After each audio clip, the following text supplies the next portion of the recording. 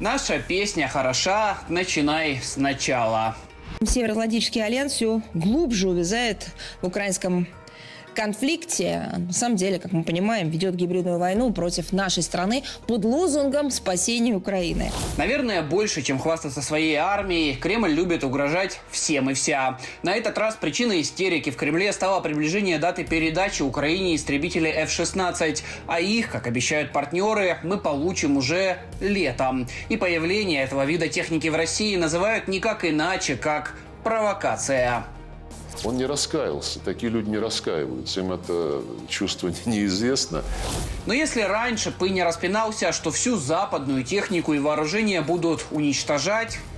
Если они поставят F-16, об этом говорят, вроде пилотов готовят, я думаю, что вы это понимаете, как никто другой, лучше других. Эта ситуация на поле боя не поменяет. И мы будем уничтожать их самолеты так же, как уничтожаем сегодня их танки, бронемашины и другую технику. То теперь вместо угроз ничего собой не представляющие заявления о том, что Россия F-16 признает носителями ядерного оружия. Как неоднократно указывалось с российской стороны, мы не можем игнорировать тот факт, что данные авиасредства относятся к платформам двойного оснащения – неядерного и ядерного. Самолеты именно этого типа долгие годы составляли основу авиапарка, который задействуется в так называемых совместных ядерных миссиях НАТО. Безотносительно того, в какой именно модификации будут поставляться данные самолеты, будем воспринимать их как носители ядерного оружия и рассматривать этот шаг США и НАТО как целенаправленную провокацию. И, конечно же, их использование – это красная линия. Или даже хуже. Не, просто красная линия. Это наша бурая линия. Но шутки в сторону. Разберемся, почему же в России подняли тему ядерного оружия именно сейчас. Россия в очередной раз просто накануне инаугурации тему эту разогнала, собрала какие-то там условные информационные сливки для внутреннего своего пользователя, и теперь будут там ждать следующего момента, когда опять вытащат эту ядерную дубинку и будут ей размахивать.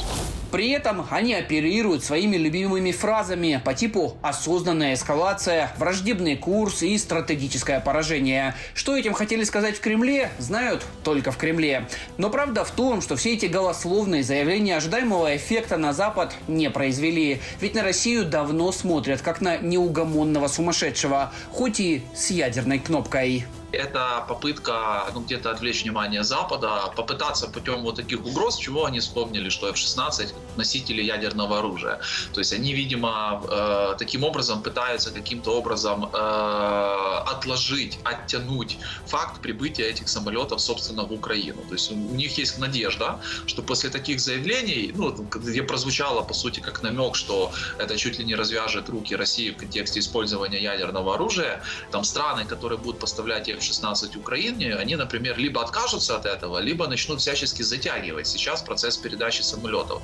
Но мы видим вот уже, по сути, третий день после этих заявлений Российской Федерации, что их либо проигнорировали вообще на Западе, либо оставили там без какого-либо должного внимания. Ну и это не все, ведь вместе с непрерывным обсуждением поставок F-16 есть еще одна тема, которую Кремль просто не мог обойти стороной. Недавнее заявление британских властей о том, что Украина может использовать их вооружение так, как угодно.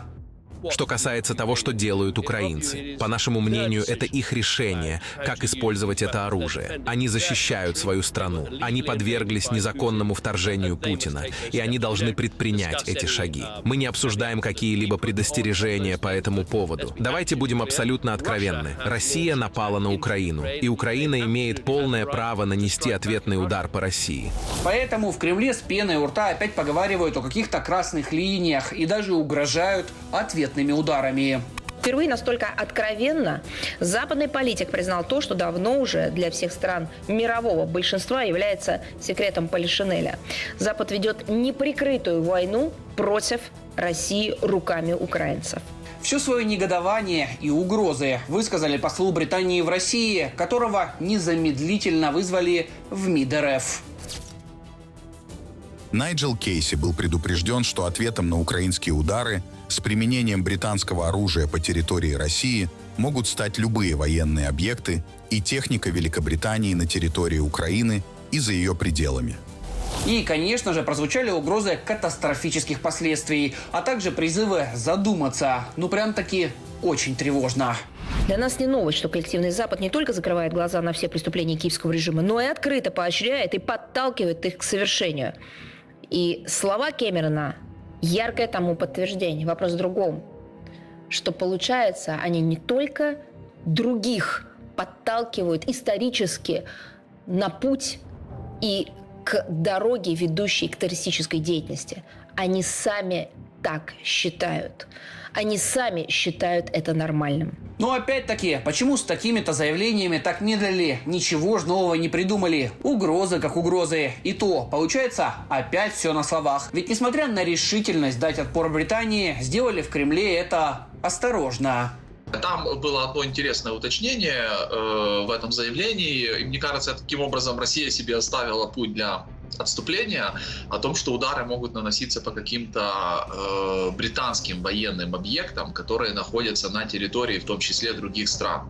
То есть не на территории Британии. И, понятно, что в первую очередь, наверное, имеется в виду Украина, что должно стать для россиян, для российской власти, знаете, каким-то таким аргументом, отговоркой, что вот мы же какой-то удар в ответ нанесли, очередной дом какой-то, к сожалению, там жилой уничтожили, скажут, что там была какая-то британская военная база. В общем, ничего нового. МИД России в своем репертуаре. Но, как всегда, эту так называемую позицию силы в самой России воспринимают как верх дипломатии и живут с уверенностью, что Кремль держит всех в кулаке.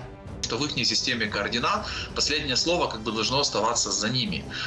Поскольку последнее слово у них сводится, как правило, к ядерному шантажу, они, в принципе, вот этот ядерный шантаж и использовали. А значит, операция прошла успешно, и все кремлевские прихвостни могут спокойно идти на псевдо-инаугурационный шабаш.